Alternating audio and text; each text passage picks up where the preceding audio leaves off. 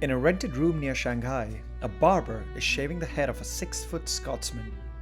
A fake braid is sewn into the hair he has left. He puts on grey silk robes, a black cap, and the name of a wealthy official from a province far, far away. His real name is Robert Fortune. He's a gardener's son from a poor Scottish village. He barely speaks a word of Chinese. And he is about to walk into the interior of China, closed to every foreigner on earth, to steal the most valuable trade secret in the world. Not gold or silk, but tea. Britain in 1848 is a nation on a drug. Tea isn't a drink, it's the empire's fuel. And every single leaf of it comes from one country, China. That's the problem. Because China wants nothing Britain makes. For decades, Britain bleeds silver to pay for its habit, then solves the problem like a cartel. It sells China opium. And when China resists, it sends gunboats. But the East India Company knows the truth. As long as China holds the secret of how tea is made, and it has held for 2,000 years, Britain is a hostage.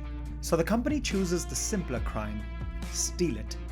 They find their thief in a botanist who has been to China once already and fought off pirates on the way. They offer him 5 times his salary.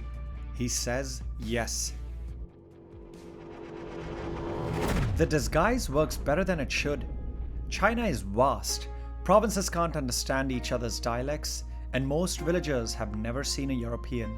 So a tall, silent official raises fewer questions than you'd think, especially with Wang, his hired servant, walking ahead, announcing a wise dignitary who has traveled far to see how glorious tea is made.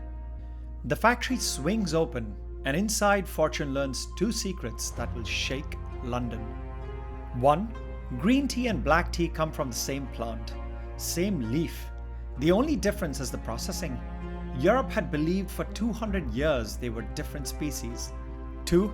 The green tea London drinks is dyed with gypsum and Prussian blue. Britain has been drinking paint because Chinese factories thought foreigners liked their tea greener. Then he goes shopping.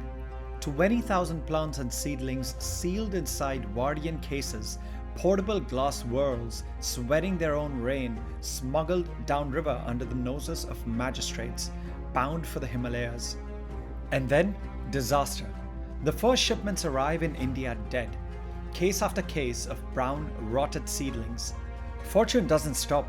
He ships seeds next, germinating inside the sealed glass mid-ocean. And then he does the boldest thing of all. He recruits 8 Chinese tea masters, the men who hold the craft in their hands, and lands them in Calcutta in 1851. The secret is out of China, permanently.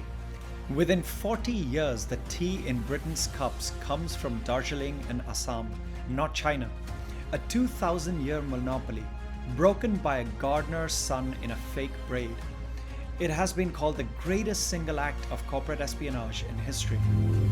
And notice the shape of the whole story. Britain drugged China to afford its tea. Then it robbed China so it would never have to pay again. So the next time you dunk a tea bag, remember that cup began as a crime.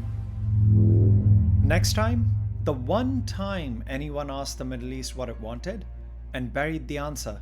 Subscribe so you don't miss it.